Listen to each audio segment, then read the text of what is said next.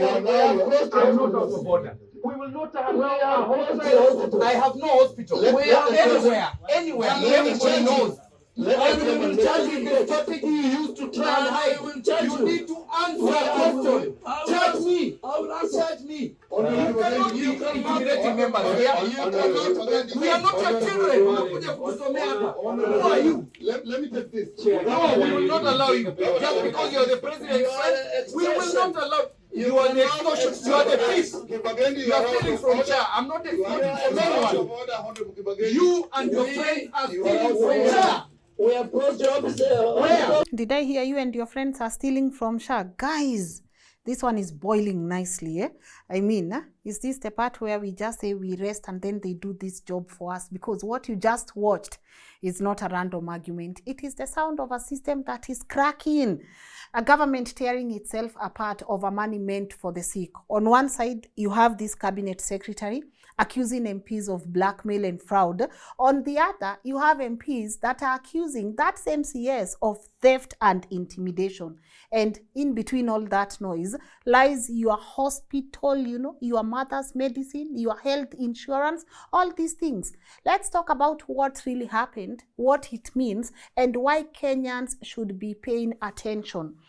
It started as a normal committee sitting. The National Assembly's Health Committee had called Health Cabinet Secretary Aden Duale to respond to their report on the Social Health Authority, that is SHA, Kenya's new national insurance system that replaced NHIF. Now, the committee had just toured 10 hospitals across the country. They found broken machines, unpaid bills, and staff demoralized because SHA wasn't reimbursing hospitals on time. Some faith-based facilities were collapsing, oncology centers are running out of drugs. So this was supposed to be a sober meeting, findings, answers, and maybe solutions, right? But instead, it exploded. Duale walked in, already tense. He accused some committee members of having a conflict of interest, saying they secretly owned hospitals under SHA review and were protecting themselves. He said, I cannot be intimidated by a member. I come to answer questions in accordance with Article 153. That's when Kitutu Church South MP Anthony Kibagendi stood up. He fired back. We will not allow you to intimidate this committee. You are not chairing. He's the one who's chairing. No. He's telling you what to do. No. It is true. You are. And the energy in that room shifted. Duale, very angry, of course you can see from the videos, snapped. I will not allow you to extort and blackmail the minister. The word extort changed everything. Kibagendi erupted. Who is extorting you? That nonsense is what you've been telling us out there. We will not allow it. This is rubbish. That is the strategy you are trying to use to silence us. You close the hospital. Close them. He even turned to the chair, Dr. James Nika. By the way, Doctor, what were you just doing there, you know? And he said, and you, Honorable Nikal, you are not living by your values. You are living by borrowed values. Where? You are intimidated by this man. No, just because he's a president, Kenyans needs to know Duale is messing up health. Boiling nicely. You are living by what? Borrowed values. And then came the most explosive claim. Duale accused Kibagendi of owning a hospital, implying he had a personal stake in SHA's decision. Kibagendi shouted back, where? I don't own a hospital. You can charge me. You are the ones stealing from SHA. You and your friends are the thieves. But we will close hospitals. I don't own a hospital anywhere. That is the strategy you are trying to use to silence us. You close the hospital. Close them. But stop stealing. You and your friends are the thieves. Who are Duale's friends that are thieves? Chai! Anyways, at that point, order collapsed. The chair called for calm. Kibagendi stormed out. The meeting ended in chaos and the health sector's most important oversight session dissolved into a shouting match. Anyway, guys, we have to take a look at what is everyone hiding behind this noise, because this isn't just about the personalities. People get angry all the time. Sometimes, you know, tempers flare up here and there. People get mad. It's not the behavior you expect to see from these people. But lately, see, we've been seeing them, you know, going on the wrong side of the road and telling us to kaseme kwa nani. Hey, guys, hey, you served those two guys. But anyways, behind this shouting that you're experiencing here from Duale and the team are billions of shillings and a trail of unanswered questions around how SHA is operating. And guys, I'm telling you, if you think you've seen it, SHA, guys, we spoke about SHA here and people thought, you know, you are just hating. A lot of things are still not making sense. Hospitals say they haven't been paid for months. Some have shut down wards. Others are turning away cancer and dialysis patients. Audits have flagged payments to non-existent facilities, inflated claims, and system loopholes that allow fake reimbursements. In some cases, facilities that did not even exist on paper were paid millions. There is also a dispute about the SHA IT system itself. How it was procured through a special contract, who owns the data, and why the contract says any disputes will be resolved outside Kenya. Bado tunaendelea na hiyo puzi. That means if anything goes wrong, our government cannot even take the supplier to a Kenyan court, and still no clear list of who got paid, how much, and for what services. So when Duale walked into that committee and threw around words like extortion and blackmail, it wasn't just anger. This is a reflection of a deeper power struggle, the parliament versus the executive. MPs are saying, we demand accountability. Cabinet secretaries are saying, you have no right to question us. That is why this fight matters. Because if ministers can dismiss oversight by calling MPs cartels, then the people's watchdog loses its teeth. And guys, I have to remind you, and this is why you have to be careful with the people you're electing as MPs. Even if we complain here about SHA, these are the only people who actually have the power to make changes happen, because these are our representatives. So if MPs use committees to settle scores or protect personal interests, then the truth gets lost in politics. By the way, we will not even get to the bottom of why we have no medicine in hospitals, because this takes center stage. In the end, no one will check the system and corruption will win by default. It's already winning in this country. Then, for Duale, this isn't the first time his name has been dragged into controversy. I keep wondering, why do we keep having people who have their names, you know, mad in all these dramas? He's been accused before, though never convicted, of shielding insiders and turning a blind eye, you know, to rot. Now under SHA, he faces new questions. Why were payments made to dead hospitals? Who approved them? And why is the ministry still hiding key contracts from public view? You know, I was actually saying earlier, this country has a problem with publishing documents. They have a problem with disclosing data that is of public interest. They have a problem. You ask, okay, who owns SHA system? No one will tell you anything, because you are supposed to just be a rat. You are not even supposed to ask questions. You are supposed to let the dynasties make decisions for you, and you, the hustler, you just sit there. Whatever they say, you do. You move left, right. You know, you're not supposed to ask questions. And instead of us getting answers, all we are getting are shouting matches here. When these people fight, it is ordinary Kenyans who will bleed. The Social Health Authority, SHA, was supposed to make healthcare simple and affordable. But right now, hospitals can't buy medicine because SHA hasn't paid. You see? A lot of things are happening. Cancer patients are told to come back next week because the machine is under maintenance. And the few who try to speak out, from health workers to whistleblowers, are silenced with transfers or threats. So when you watch that video again, that chaos, understand this. This is not just noise. It is the sound of our public health system gasping for breath. If you ask me, SHA is done. SHA is done. If the government is serious about reforms, here is what must happen. And this is not we are begging. Please, publish every SHA payment. name of hospital, ownership, amount, and service. Who got what? Why? Open the procurement contracts, for the IT system. Who built it? Who owns the data? And then we need to have an independent audit, not by insiders, but by the Auditor General with civil society observers. And then you have to start protecting whistleblowers inside the ministry. And most importantly, show Kenyans the paper trail. Because papers don't lie. That won't lie to us. And as long as everything remains hidden, every denial here will sound like an admission. You call each other, you are extorting, you are blackmailing. All we are reading as the public is something here doesn't make sense. And the only reason people will keep saying SHA doesn't make sense, it's because up to date, you don't even know what is happening. This fight is not just about Duale or Kibagendi. It is about a government that says it's reforming. Well, the public keeps seeing the same old script, new names, same corruption. SHA was meant to be hope, but it's already drowning in scandals.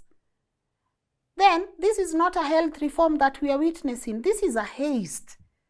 Guys, this is not a health reform we are witnessing. So, Kenyans, please, we can't afford to look away.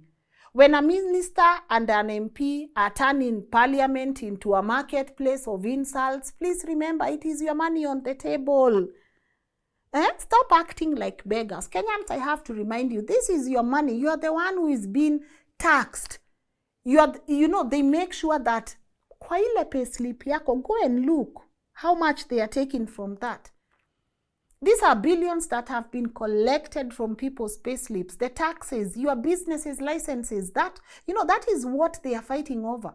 And we deserve to know where every shilling is going. And until we see evidence, please, these speeches and fights will not save us. And this story is not over.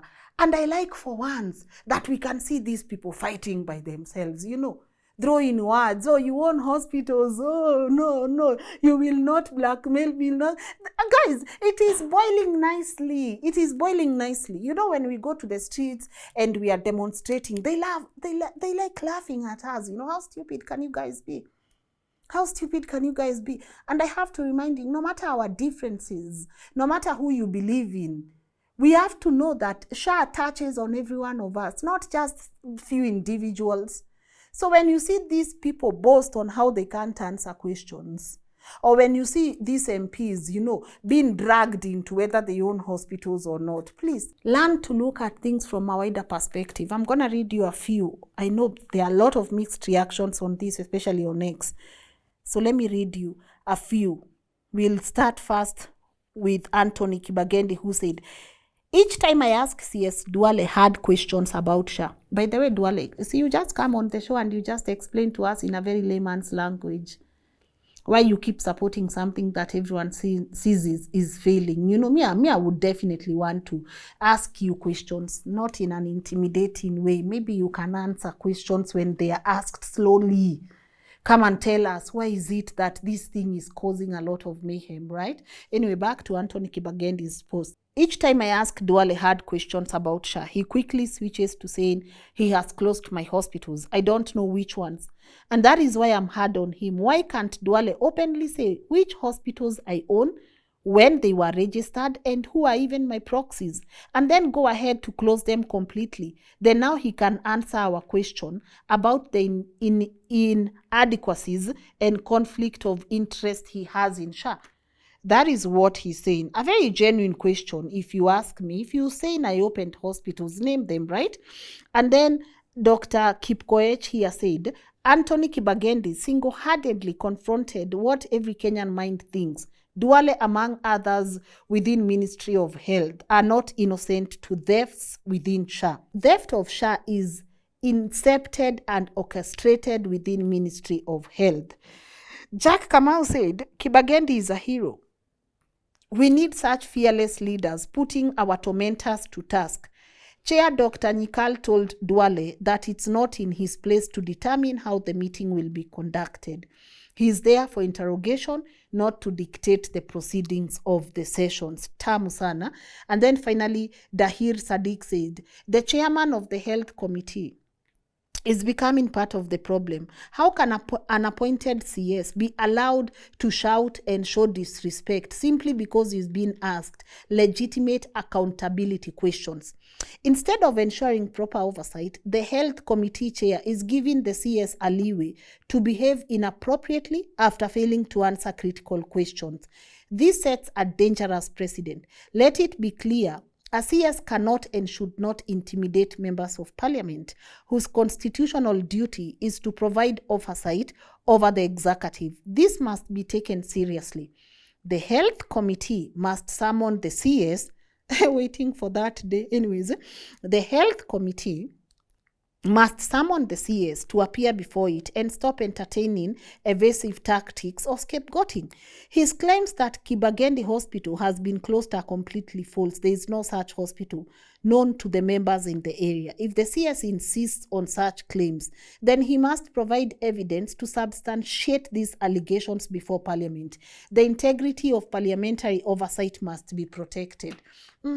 Me agrees with what he's saying. By the way, maybe today ilikuwa too script, because today is the day we needed all the answers that people have been asking around, and then you give us this, and then you honestly give us this BS instead of giving us answers that are going to help us make informed decisions. Why don't we have drugs in hospitals? Why do we have hospitals that don't exist but they received money? Are these the questions that hurt you when Kenyans ask? Are these the questions you will continue paying your bloggers so that they can advocate for people to cancel us? Because these simple questions, you guys don't want to be asked these simple questions. Why do you want to lead us? Because we are not a group of illiterate people. We are not people who cannot ask you to account for something. You are dealing with Kenyans who are going through an awakening and they are telling you enough is enough. So I don't know how many bloggers you have to keep paying people because they are asking simple questions. When will we get proper answers around SHA? Because when we are having these conversations, people are dying due to lack of drugs. Hospitals are closing down. Universal health care, here we come. UHC, right? Here we come. Here we come. And this is why sometimes, no matter our differences, please let's unite for a common goal. SHA is supposed to be every person's, burden right now. All of the people in Kenya should be coming together towards a common goal. Because SHA affects every one of us, no matter the tribe, no matter whether you want 1 term or 2 term, whether you belong to dynasty or the hustlers. And you've seen how dynasties move. Them, they don't even go to your local hospitals. They are being flown just for a cough. They are going to deliver in other hospitals outside. You are just here. You are just here. No admission fee, no nothing. Please, let's unite for a common goal. Duale, go back to that committee and answer the most critical questions. And if you cannot, record yourself and answer. Because us, we need answers. We don't need your chaos. We don't want to see your temper. You are allowed. Me, I won't judge people for their temper. Please, you are allowed to get mad. You are allowed to shout. You are allowed to do that. But at the end of the day, can you please also give us the answers we are looking for? Please give us the answers we are looking for. Don't go there and even after that, you will still give us the answers. Because none of us is resting until you guys start giving us the answers that we are demanding. No one will rest. You guys, you need to start providing answers, critical answers to some of these issues. Hamtacheza na SHA. Muli convince watu huku watoke sijui NHIF waingie SHA. Mkulia hapo katikati. Alafu sahi drama zenyu ndio mnataka hapa sisi tununue. You want us to buy your dramas. Even tomorrow, we will still come back here and say, Duale, you've not answered the questions. Start answering the questions. We have forgiven you for your temper, but we will not forgive you for not being accountable. Answer our questions, please. We are your bosses. A reminder, we pay you. And these guys should stop acting as if they pay us. We pay you, all of you. We pay you. We are your employers. Give us the answers we are looking for. Guys, leave me your thoughts on the comment section. Sawa sawa. Even as they put this drama. Please remember, we need answers on SHA. And we will not rest until you guys will give us answers. And thank you guys for subscribing. We are at 1.41 million subscribers. We are building a community of people who care about other things, right? We will not sit here and just talk about Duale and Kibagendi. No, this is, you know, we want accountability.